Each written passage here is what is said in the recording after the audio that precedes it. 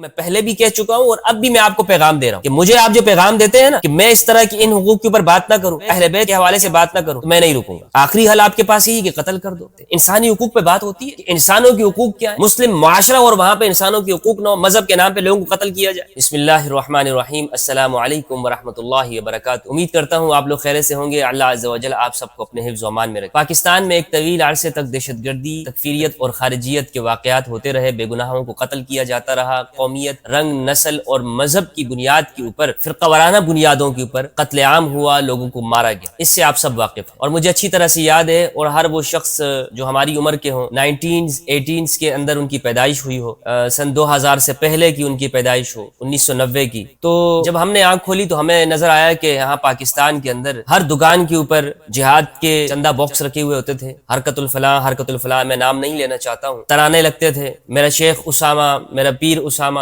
یہاں پر بڑے بڑے اسپیکرز کے اوپر یہ چلائے جاتے تھے، اور ایسے لوگ کہ جو انتہا پسندانہ نظریات رکھتے ہوں ان کے مارچ ہوتے تھے، ملین مارچ۔ پھر اس کے بعد جنرل پرویز مشرف صاحب آئے اور وہ آپ سب کو معلوم ہے کہ وہ سب سے پہلے پاکستان کا نعرہ لے کر آئے۔ اس کے بعد سے پھر پاکستان کے اندر قومی سطح کے اوپر یہ بات نظر آنے لگی کہ ہمارے ہاں اس بات کی ایک سوچ پیدا ہو گئی ہے کہ ہمیں اپنے پاکستان کو دیکھنا ہے کہ ہم پاکستان کو، اپنی قوم کو کیا دے رہے ہیں۔ کیا یعنی ایک خاص مقصد کے تحت ایک وقت میں جہاد کی آیات کو نصاب کا حصہ بنایا گیا، انفال اور توبہ کو رکھا گیا، سورہ توبہ کو، اور وہ جہاد کی آیات ہمارے بچوں کو پڑھائی گئی، اور اس کے کیا مقاصد تھے یہ سب آپ لوگ جانتے ہیں، اس پہ گفتگو کرنے کی ضرورت نہیں ہے۔ اور ہمارے وزراء انہوں نے پارلیمنٹ کے فلور کے اوپر اور دیگر ٹی وی چینلز کے اوپر آن دا ریکارڈ یہ بات کی ہے کہ یہ سب کچھ کیوں کیا گیا۔ الغرض میں یہاں سے اس بات کا آغاز کر رہا ہوں کہ یہ ہم نے اپنی آنکھوں سے دیکھا ہے کہ یہاں پر ایک خاص ذہنیت کو تیار کیا گیا، اور جن لوگوں نے ہتھیار اٹھائے انہوں نے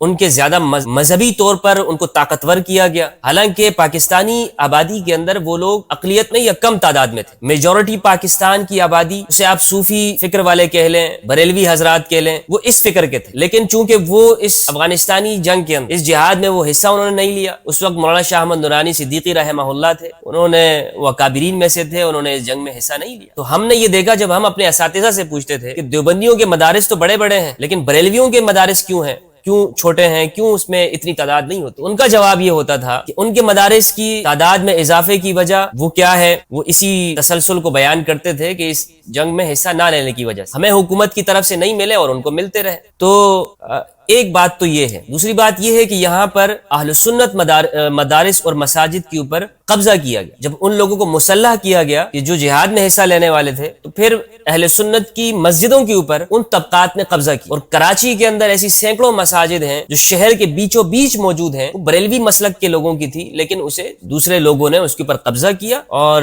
وہ وہاں آتے تھے اور مولوی صاحب کے سر کے اوپر گن رکھتے تھے اور کہتے تھے بھائی نکل جاؤ یہاں۔ اس طرح مساجد کو خالی کیا گیا، پورے ملک میں یہ سب کچھ۔ اب کہنے کا مقصد یہ ہے، ایسے لوگ، ان کے ذہن میں دوسروں کے خلاف نفرت بٹھائی گئی، مدارس میں یہ سلیبس بنا کے دیا گیا، دوسرے فرقوں کی تکفیر سکھائی گئی، ایسی جماعتیں، ایسی انجمن، اس طرح کی تحریکات کو سپورٹ کیا گیا اور ان کے قائدین کو بڑھا چڑھا کے پیش کیا گیا، ان کی تقاریر کو نشر کیا گیا، آج بھی یوٹیوب پہ موجود ہیں، جس میں سوائے تکفیر کے اور کچھ نہیں ہوتا تھا۔ اس کا نتیجہ کیا نکلا؟ اس کا نتیجہ یہی نکلا کہ جو آرمی پبلک اسکول کے اندر لوگ مسلح طور پہ داخل ہوئے اور وہاں ہمارے بچوں کو ذبح کیا گیا، اس کا نتیجہ یہی برآمد ہوا کہ یہاں مزارات کے اندر دھماکے ہوئے، اس کا نتیجہ یہی نکلنا تھا کہ یہاں مساجد بلا تفریق فرقوں اور مسالک کے ان کو شہید کیا گیا، اپنے جسم کے اوپر بم باندھ کے لوگ آتے اور عین نمازیوں کے درمیان میں وہ پھٹ جاتے۔ یہ بارود کی فضا یہاں پر بنائی گئی، درود والوں کو سائیڈ پہ کیا گیا اور پھٹنے والوں، بم دھماکوں والوں، بارود والوں کو انہیں آگے کیا گیا، اور یہ فکر دی گئی، اور ان مسلح جتھوں نے ایسے مدارس بنائے جس کے اندر دوسروں کی تکفیر کی جائے، دوسروں کی تکفیر سکھائی گئی کہ یہ کافر ہے، یہ کافر، اور وہ فقہی اختلافات کو، فروعی اختلافات کو بڑھا چڑھا کر عقائد کے درجے میں لے آیا۔ پارا چنار میں اب جو کچھ ہوا ہے یہ ان واقعات کا تسلسل ہے۔ ایک عرصے تک درمیان میں اس طرح کے واقعات نہیں ہو رہے تھے، ملک پاکستان کے اندر پاک فوج نے جو قربانیاں دی، پوری قوم نے مل کر شانہ بشانہ ہو کر پاک فوج کے ساتھ کھڑی ہوئی اور ضرب عضب، اس میں اس قوم کا بڑا نقصان ہوا، لیکن ہم نے یہ دیکھا کہ الحمدللہ ملک پاکستان کے اندر ایک امن و سکون آیا اور ایک ٹھنڈی فضا سانس لوگوں نے لی کہ جو دھماکے مسلسل تواتر کے ساتھ ہو رہے تھے، ابھی پنجاب میں ایک دن ہم سن رہے تھے، کراچی میں عبداللہ شاہ غازی رحمہ اللہ کے مزار پر، دوسری جگہ داتا صاحب، سیون شریف، کوئی بازار کوئی ایسی جگہ انہوں نے نہیں چھوڑی، پبلک مقامات کو انہوں نے نہیں چھوڑا، گرجا گھروں اور دوسری جگہوں کو انہوں نے نہیں چھوڑا، سب کو بلا تفریق۔ تو ہر قوم کا ہر فرد پریشان تھا کہ جس پر بعد میں جو آپریشن ہوا تو قوم نے فوج کا شکریہ ادا کیا، اور میں آج بھی اپنے نوجوانوں کو جو ہمارے فوج کے ہیں، جو جوان شہید ہوئے، انہیں خراج تحسین پیش کرتا ہوں۔ تو یہ جو واقعہ پارا چنار کے اندر ہوا ہے، اس واقعے کے جو اسباب ہیں میں گفتگو کر چکا ہوں کہ وہ تکفیری خارجی ذہنیت، فوج کے لوگوں کے ساتھ سروں کے فٹ بال بنا کر یہاں پر کھیلا گیا پاکستان کے، یہ تک صورتحال، اور پوری دنیا میں آپ دیکھیں کہ پوری دنیا میں لہر چل رہی تھی۔ مسلم امہ کے ممالک کو کبھی بھی یہ لوگ سکون کے ساتھ نہیں چھوڑتے۔ شام و عراق میں جو کچھ ہوا وہ آپ کے سامنے ہے، پاکستان میں، پھر افغانستان میں جو کچھ ہو رہا ہے یہ کسی سے مخفی نہیں۔ یہاں شریعت کے نفاذ کی باتیں کی گئی، متحدہ مجلس عمل قائم ہوئی کہ شریعت کا نفاذ ہوگا۔ انہوں نے جو حسبہ بل پیش کیا تھا اس میں کیا تھا کہ تعویذ گنڈے کرنے والے ان پہ جرمانے وغیرہ وغیرہ۔ شریعت کی بات کہاں ہوتی ہے؟ شریعت کی تو کوئی بات نہیں ہوتی، انسانی حقوق کی تو کسی نے بات نہیں۔ تو یہاں پر انہوں نے مذہب کے نام پر انسانوں کا قتل عام کیا۔ تو یہ ایک تسلسل ہے تاریخی طور پر جو پارا چنار کے اندر جو ہو رہا ہے، جو کچھ کیا گیا وہاں پہ ٹیچرز کے ساتھ، ان کو قتل کیا گیا، اور وہاں کی ایک تاریخ موجود ہے کہ وہاں پر رہنے والے اکثر شیعہ آبادی۔ تو شیعوں کے حوالے سے جب بھی آپ، یعنی یہاں پر تو کوئی انسانی حقوق کے اوپر گفتگو نہیں کرتا نا۔ ہمارے ہاں اسلامک اسکالر جو بنے ہوئے ہیں ماشاءاللہ سے، اور میلینز ان لوگوں کے، وہ کہتے ہیں کہ ہمارے لوگ ہم سے بات کرتے ہیں، ہمیں لوگ دیکھتے ہیں، وہ اس طرح کے واقعات پر کیوں خاموش ہوتے ہیں؟ یہاں آپ اسلامک اسکالرز کی گفتگو دیکھیں یوٹیوب پہ، سوشل میڈیا پہ، آج ہمارا نوجوان یہی دیکھتا ہے اور اسی سے متاثر ہوتا ہے۔ یا ہمارے ہاں رمضان میں ٹاک شوز ہوتے ہیں جنہیں اسلامی پروگرام کہتے ہیں، انعامی شوز ہوتے ہیں، اس میں بیٹھنے والے اسلامک اسکالر کا علمی لیول کیا ہے، وہ کیا بات کر رہے ہوتے ہیں، کس موضوع کے اوپر گفتگو کرتے ہیں؟ انسانی حقوق پہ بات ہوتی ہے کہ انسانوں کے حقوق کیا ہے، مسلم معاشرہ اور وہاں پہ انسانوں کے حقوق نہ، مذہب کے نام پہ لوگوں کو قتل کیا جائے، کیا وہ اس کی حرمت کے اوپر بات کر رہے ہوتے ہیں؟ وہی فرقہ وارانہ جھگڑے، فرقہ وارانہ بحثوں میں لوگوں کو پھنسایا ہوا ہے۔ قرآن مجید کی تعلیمات، اہل البیت علیہ السلام کی تعلیمات جو انسانی حقوق کی ہیں، اس پہ کوئی گفتگو نہیں ہوتی۔ اور یہ اسلامک اسکالر کبھی شادی پہ بات کر رہے ہوں گے، کبھی جناب وہ مردانہ طاقت کے نسخے یہ لوگ پیش کریں گے۔ کس طرح کا یہ مذہب کو یہ پیش کرتے ہیں؟ نہ الہاد کے رد کے اوپر کوئی بات ہوتی ہے، نہ انسانی حقوق کی بات ہوتی ہے، نہ مذاہب دیگر باطل فرقوں کے جواب دینے کے اوپر، مذاہب کے جو اعتراضات اسلام کے اوپر ہو رہے ہیں اس کی کوئی بات نہیں ہو رہی۔ نوجوان الہاد کا شکار ہو رہا ہے، کوئی گفتگو نہیں۔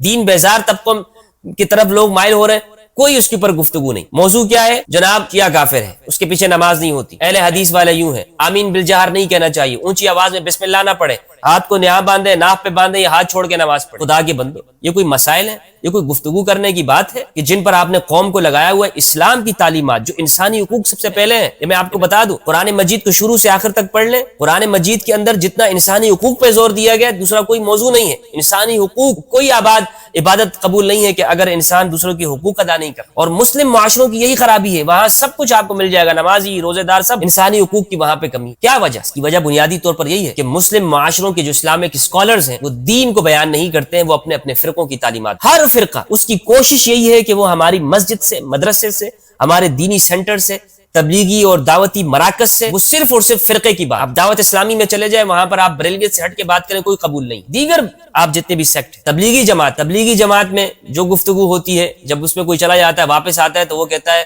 اپنے گھر میں لڑائی شروع کر دیتا ہے۔ اگر بھائی اس کا مزارات پہ جاتا ہو یا اس کی بہن یا بیگم وہ کسی پیر صاحب کے پاس جائے، کسی کی مرید ہو، تو وہ اس کو آگے داخلہ بند کر دے، منع کر دے۔ یعنی فرقوں کی تعلیم۔ میں یہ نہیں کہہ رہا ہوں کہ میں ان دعوتی اور تبلیغی لوگوں کے خلاف ہوں یا اس دعوت، نہیں، ہرگز نہیں۔ کہنے کا مقصد یہ ہے کہ ہم نے اپنی ترجیحات یہ نہیں بنائی۔ اب اس میں یہ جو واقعہ ہوا پارا چنار کا، میں نے اس کے اوپر گفتگو کی ہے، اور آپ نے دیکھا کہ میں جب گفتگو کرتا ہوں تو بغیر کسی تفریقے کے، الحمدللہ عز وجل، نہ سنی کی حمایت ہے نہ شیعہ کی بے جا حمایت، نہیں، جو حق ہے اس کو حق کہنا ہے۔ اور یہی ہم نے قرآن مجید سے سیکھا ہے، یہی ہم نے اہل البیت علیہ السلام کی تعلیمات سے سیکھا۔ مجھے دھمکایا جاتا ہے، بات کی جاتی ہے، مختلف نامعلوم نمبر سے، بیرون ممالک سے میرے پاس ایسے فون آتے ہیں، نمبر آتے ہیں جو موبائل میں دیکھتا ہوں تو دوبارہ غائب ہوتا ہے، عجیب طرح کے، اور اسے فون کہ تم یہ کام کرنا بند کر دو۔ پہلے بھی میرے ساتھ اس طرح کا واقعہ ہوا، لیکن میرا فرض بنتا ہے کہ اگر آپ مجھے یہ کہتے ہو کہ میں دین کا بیان کرنے والا ہوں، دین کا طالب علم ہوں، تو میں دین کی بات اسی طرح بیان کروں گا۔ مجھے کسی فرقے کی حمایت کا حق نہیں ہے۔ اگر میں فرقے کی حمایت کی بات کرتا ہوں تو مجھے اپنے آپ کو دین کا نمائندہ نہیں کہنا چاہیے، دین کا طالب علم نہیں کہنا چاہیے۔ تو میں اپنا فرض سمجھ کے انسانی حقوق کو دیکھتے ہوئے اس پہ بات کرتا ہوں، اور بلا تفریق رنگ نسل مذہب کی میں نے بات کی۔ یہاں پر ہندو مندر پہ اٹیک ہوا،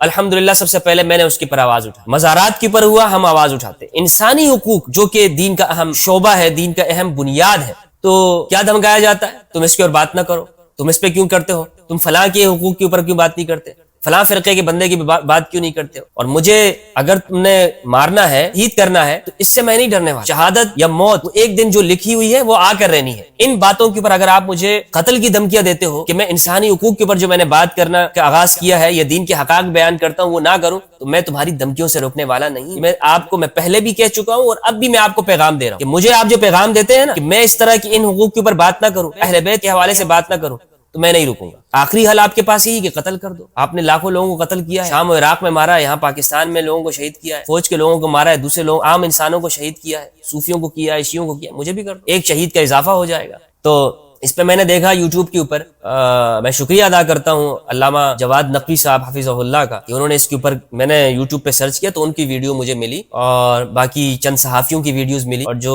اچھے لوگ ہوتے ہیں ان کو پھر میں سبسکرائب بھی کر لیتا ہوں. اور میں نے کمنٹس بھی کیے بہت سارے لوگوں کو، کچھ سیکولر لوگوں کے مجھے اس پہ ملے، تاثرات ملے، کچھ صحافیوں کے ملے، اور جواد نقوی صاحب کا میں نے کلپ دیکھا. لیکن اس کے علاوہ مجھے کسی کا کلپ نظر نہیں آیا. خاموش ہیں لوگ. کیوں خاموش ہیں؟ مفتی طارق مسعود صاحب کیوں آپ خاموش ہیں؟ کیا یہ انسان نہیں ہے؟ کیا وہ لوگ کہ جو آپ کے فرقے کے نہ ہوں وہ انسان نہیں شمار ہوں گے؟ ان کی قتل کی مذمت نہیں ہوگی؟ اور میں نے اس ویڈیو کے اندر جہاں پارا چنار کے لوگوں کے قتل کی مذمت، وہاں پہ جو فوج کے نوجوانوں کے ساتھ واقع ہوا ان کے لیے بھی دعائے مغفرت بھی کی اور اس حملے کی بھی مذمت کی. یہ نہیں کہ ہم ایک سائیڈ کے اوپر رہتے نہیں. اگر سنی بھی ہوگا، واللہ باللہ سنی، بلکہ میں خود سنی ہوں میرے بھائی، اگر کسی سنی میں یہ لفظ بولتے ہوئے بھی نا مجھے حیا آتی ہے کہ آپ کیوں مجھ سے یہ لفظ سننا چاہتے ہیں. اگر ایک انسان، اس کا کوئی بھی مذہب ہو، بے گناہ قتل ہو جائے، اس کی مذمت کروں، خواہ ہندو ہو، کرسچن ہو، یہودی ہو، پارسی ہو، پاکستان میں رہنے والا انسان، کوئی بھی انسان. پھر مجھے یہ کہو گے اچھا پاکستان میں ان کی تو مذمت کر رہے ہو، وہ جو شام و عراق میں جو شیعوں نے مارا ہے سنیوں کو، اس کی مذمت کیوں نہیں کر؟ خدا کے بندے پہلے اپنا ملک تو ہم دیکھ لیں، پہلے اپنے جگہ کو تو ہم سنبھال لیں، جو ہمارا فرض، ہمارا دائرہ کار بنتا ہے. نہایت خوشی کی بات ہے کہ ابھی دنیا بھر کے مسلم ممالک، خاص طور پر سعودی عرب، شام، عراق اور ایران، ان کا آپس میں اتحاد ہو رہا ہے، امن ہو رہا ہے. اللہ کا لاکھ لاکھ شکر. اس کے اوپر میں الگ سے گفتگو ریکارڈ کروں گا، وہ ضرور سنیے گا. میں اجازت چاہتا ہوں اس دعا کے ساتھ کہ پروردگار میرے ملک کے اوپر رحمت نازل فرما، یہاں کے لوگوں کو اتحاد، قوت، اخوت نصیب فرما اور ایمان کی دولت سے نواز، آپس میں پیار و محبت کرنے والے لوگ بنیں، نفرتیں نہ کریں اور مذہب کی بنیاد کی، فرقوں کی بنیاد کے اوپر ایک دوسرے کا قتل عام نہ کریں، دل میں نفرت نہ رکھیں، کھوٹ نہ رکھیں دوسرے کے بارے میں. اللہ سبحانہ و تعالی مجھے اور آپ سب قرآن مجید میں تدبر کرنے اور اہل البیت علیہ السلام کی تعلیمات، جو انسانی تعلیمات ہیں، ان کے اوپر عمل کرنے کی توفیق عطا فرمائے. السلام علیکم ورحمۃ اللہ وبرکاتہ.